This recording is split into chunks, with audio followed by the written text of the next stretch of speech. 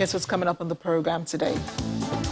Germany's SPD leader looks forward to forming a government by Christmas, having declared victory in Sunday's federal election. Indian farmers staged nationwide protest against reforms.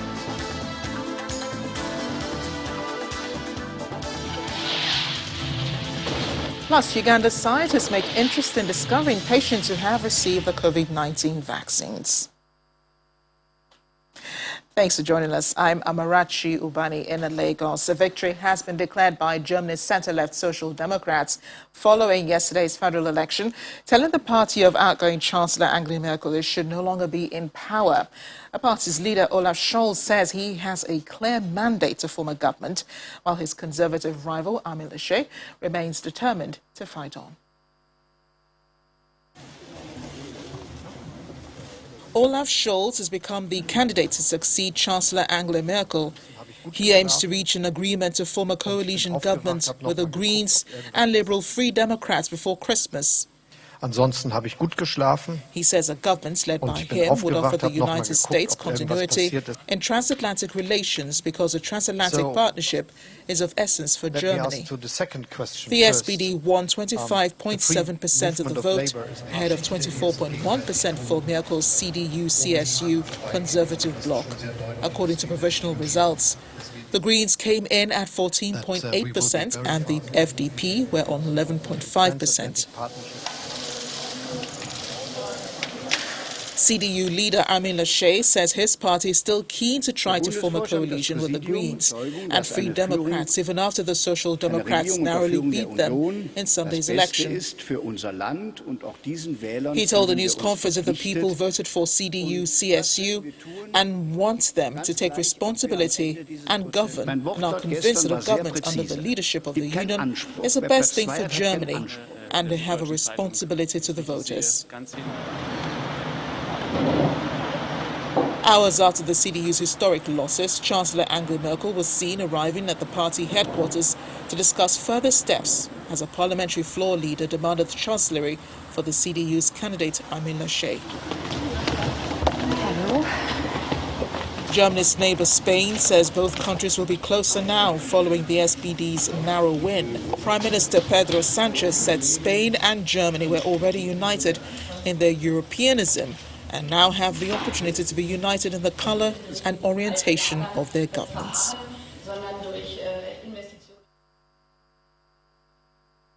The Deutsche Welle's Thomas Sparrow joins us with more from Berlin. Thomas, why was this election so tight? And why did Angela Merkel's conservative bloc do so badly?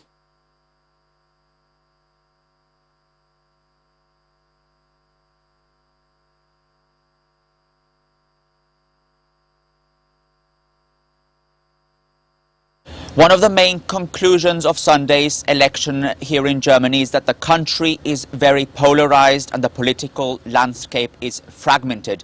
The Social Democrats only won by a very narrow margin, and what that essentially means is that coalition building will be a very difficult process. As far as Angela Merkel's conservative bloc is concerned, they suffered their worst result in decades. That has to do, on the one hand, with the fact that they didn't have the so-called incumbent bonus. Angela Merkel was no longer a candidate, but it's also due to the fact that the Chancellor candidate of the Conservative bloc, Armin Laschet, had several mistakes during the campaign trail. However, what's important now is what comes next, what government Germany will have in the future, what Chancellor Germany will have in the future. That is all still very much undecided. It's something that will start in the next few days, in the next few weeks.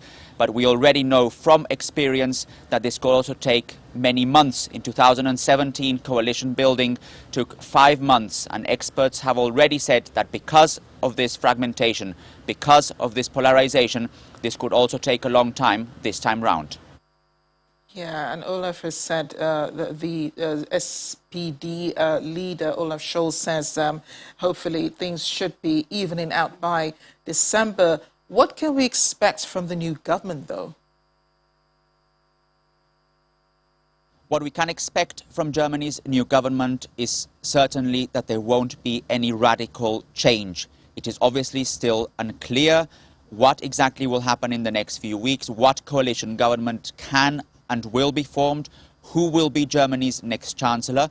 But what we have seen during the campaign trail, what we saw also from the different party programs, is that they still favor continuity to a large extent. So, for example, on Europe, all major parties want a stronger position in Europe. For Germany, all major parties are also interested in having stronger climate protection policies. What we could see, obviously, is different areas of focus on how to achieve those goals. If the Greens, for example, take part in Germany's next government as part of that coalition, we could expect them to press the German government to have a stronger stance, for example, towards Russia and China when it comes to their human rights record. So all in all, we can say no sudden, no radical changes in Germany, probably different accents altogether. And then I know he said by Christmas, but then realistically, how soon will Germany have a new government? Angela Merkel and the current coalition will remain in power in a caretaker capacity until a new government is formed. And on a side note, if Angela Merkel remains in power until the end of December, she will also overtake Helmut Kohl as the Republic's longest-serving chancellor with over 5,000 days in office. For now, the next step is really for the party leaders, for the chancellor candidates to come together to try and discuss what areas they could find compromises on and how quickly they could try and form a coalition. Party leaders have stressed that they would like to have a coalition before Christmas, but it is still unclear, given the current polarization in the country, whether that is actually possible and when Germany's new government and when Germany's new chancellor will actually be able to start working. Thanks again for bringing us up to speed on this, and do keep an ear on the ground for us in case there are developments concerning this. We're still in Europe, though. A strong earthquake measuring 5.8 shook Greece's largest island, Crete, today, and one person was killed when a church dome collapsed. The quake, which sent people onto the streets and caused damage to buildings, was described by a Greek seismologist as a thunderbolt with strong aftershocks. As we said earlier, a man died when the dome of a small church in the town of Arkelokiri, some 30 kilometers south of the city of Heraklion, caved in during renovation works. Many homes and buildings in the town center also suffered damages. The Athens Geodynamic Institute said the quake's magnitude reached 5.8 and its epicenter was 23 kilometers northwest of Arvi in southeastern Crete at a depth of 10 kilometers. To more diplomatic issues, the European Union has reiterated its call for de-escalation following an attack against two Interior Ministry offices in northern Kosovo near border crossings blocked by local Serbs angered by a ban on cars with Serbian license plates entering the country. Police said the car registration office in the town of Zubin Potok was set ablaze and two hand grenades were thrown at the civil registration office in the town of Zvekin, though they did not go off. Serbs from Kosovo's north have blocked two main roads near the border since the government's ban went into force today. All drivers from Serbia must now use temporary printed registration details that are valid for 60 days.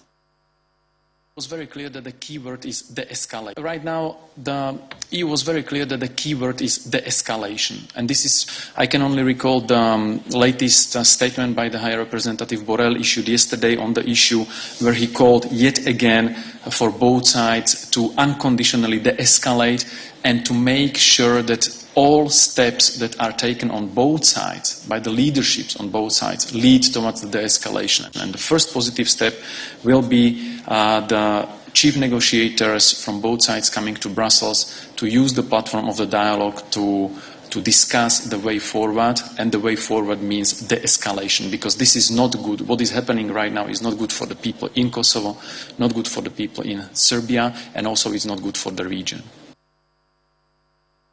Most of the world's leaders have already given their addresses at the UN General Assembly, but today was the turn of a newcomer, Israel's Prime Minister Naftali Bennett. He chose to focus on Iran crossing what he called all red lines in its nuclear program, vowing that Israel would not allow Tehran to acquire a nuclear weapon. He says Iran is seeking to dominate the Middle East under a nuclear umbrella and called for a more concerted international effort to halt the country's nuclear activities. But he hinted at the potential for Israel to act on its own against Iran as something that has repeatedly threatened in the past. Iran's great goal is crystal clear to anybody who cares to open their eyes. Iran seeks to dominate the region and seeks to do so under a nuclear umbrella. Iran's nuclear program has hit a watershed moment, and so has our tolerance. Words do not stop centrifuges from spinning. There are those in the world who seem to view Iran's pursuit of nuclear weapons as an inevitable reality, as a done deal, or they've just become tired of hearing about it. Israel doesn't have that privilege. We cannot tire. We will not tire. Israel will not allow Iran to acquire a nuclear weapon. Meanwhile, happening in the Iranian capital, Tehran, people marching as they take part in the annual Arabian celebrations. The Shia religious ritual commemorates the 40th day after the death of Imam Hussein, the grandson of the Prophet Muhammad, killed in battle in 680 by the Muslim Caliph of the day.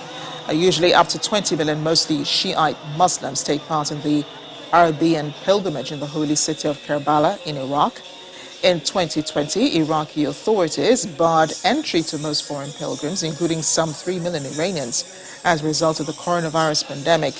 This year, however, many Iranians slept on the Iranian side of the border for up to 4 days, waiting for permission to cross.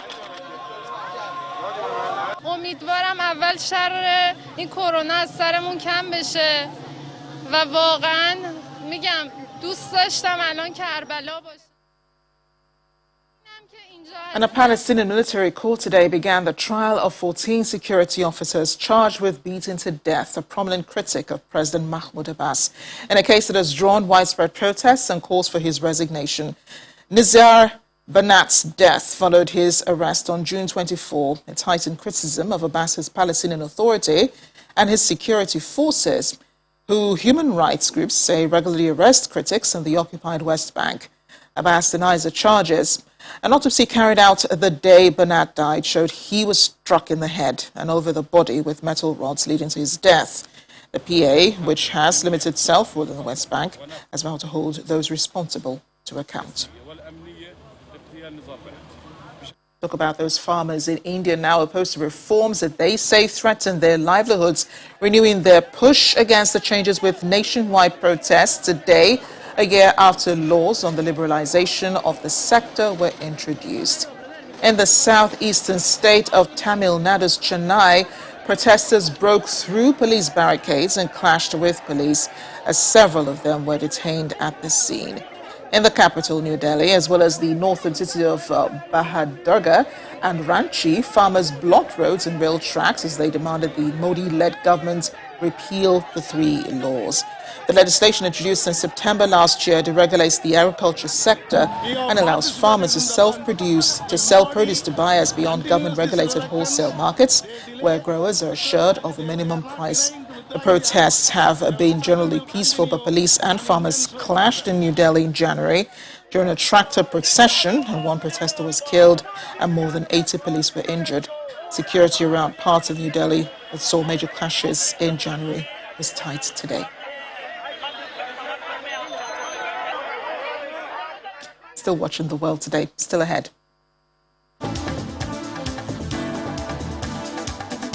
The celebrations are up in Ethiopia for the Meskel festival. Wondering what that's all about? Stay with us.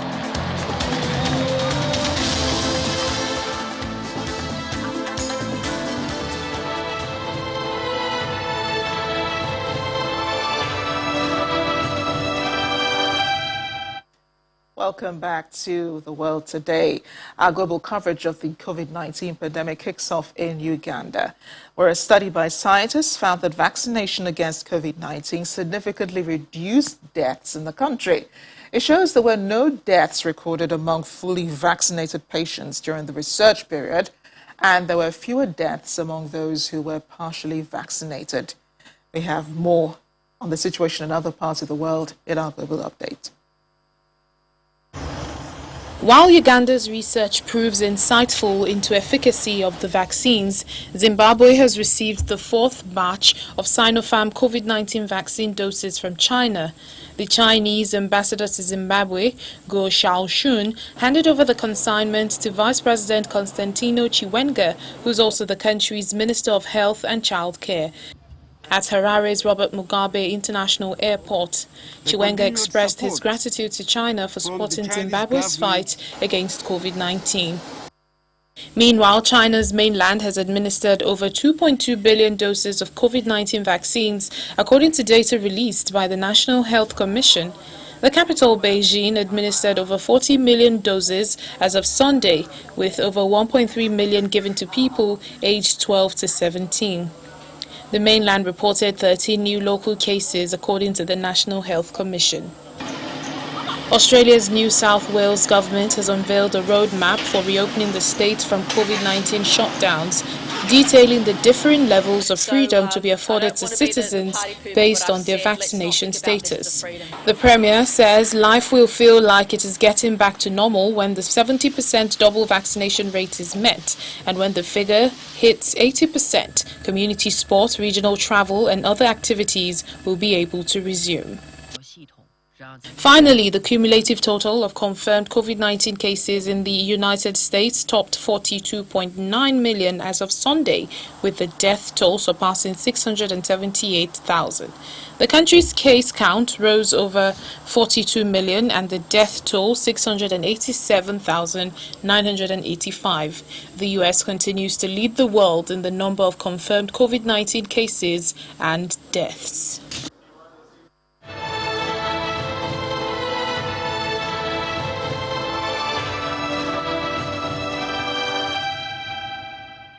And floods have left by tropical storm Dianmu inundated areas around Ngay on a province of central Vietnam today, just 3 days after the storm made landfall. Look at those incredible pictures. State broadcaster VTU showed that footage of flooded streets and neighborhoods across Ngay, and authorities dispatched rescue teams to send food aid to stranded residents in some of the affected areas. Dianmu made landfall in Vietnam on Friday. At least 600 houses have been damaged so far. 2,500 acres of crops destroyed by the floods in the province. China has told the world the first desert railway loop line has been completed. It was completed today, this morning, in fact, in northwest China's Zhejiang Uyghur Autonomous Region. The 825-kilometer long railway linking the city of Hotan and Rokyang County in the Baigonlin Mongol Autonomous Prefecture completed the track laying at around 11 local time. A loop line joined by the Hotan-Rokyang Railway and several other existing railway lines will be the first rail line linking 5 counties and 3 regimental farms of the Xinjiang Production and Construction Corps in southern Zhejiang. Once put into operation, it will shorten the journey to exit Zhejiang by more than 1,000 kilometers. Workers, however, overcame a series of technical difficulties brought by harsh environments in the vast desert. Today is World Tourism Day, and the theme for this year's celebration is Tourism for Inclusive Growth. A celebration is being hosted by Côte d'Ivoire, fully showcasing the potential of tourism to create jobs for all and bring communities together. The COVID-19 pandemic has had a massive social and economic impact. Both developed and developing economies have been hit, and marginalized groups and the most vulnerable have all been hit in the hardest areas. A UN World Tourism Organization, however, says a restart of tourism will help kickstart recovery and growth. Channels Television's business correspondent John Mekwa is in Cote d'Ivoire, the host nation for this year's celebration, and she tells us more. 125 participating countries, over 1,500 individuals present here, physically thousands more joining virtually. This is how the celebration of World Tourism Day for 2021 looks like, hosted by Cote d'Ivoire with the theme Tourism for Inclusive Growth. And conversations here goes for how to spread the benefits in tourism, from the tourism sector, from the big airlines to the small businesses. As we know, tourism has a very long value chain. So we see individuals here showing off their goods and their services through exhibition. What is on the mind of a lot of people as they meet here is to finding innovative ways to sustain the growth in the tourism sector and to make it spread to other parts of the economy, not just here in Cote d'Ivoire, which is hosting this year's event, but of course around the world, outside Africa and everywhere. That's the story here from Abidjan in Cote d'Ivoire as we celebrate the World Tourism Day for 2021. I'm John Mekwa reporting for Channels Television News.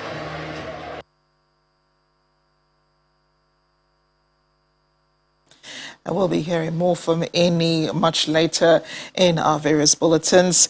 But take a look at these awesome pictures from Ethiopia celebrating the annual Meskel festival. It's the first big festival of the Ethiopian religious year. According to Ethiopian Orthodox Christian tradition, the national holiday marks the discovery of the cross that Jesus Christ was crucified on. Thousands celebrated the eve of the festival known as Demera by gathering in Meskel Square in the heart of the capital city, Addis Ababa. Demera, which falls on September 26th, is a colorful occasion attracting scores of believers dressed in robes. Meskel festival falls on the day after.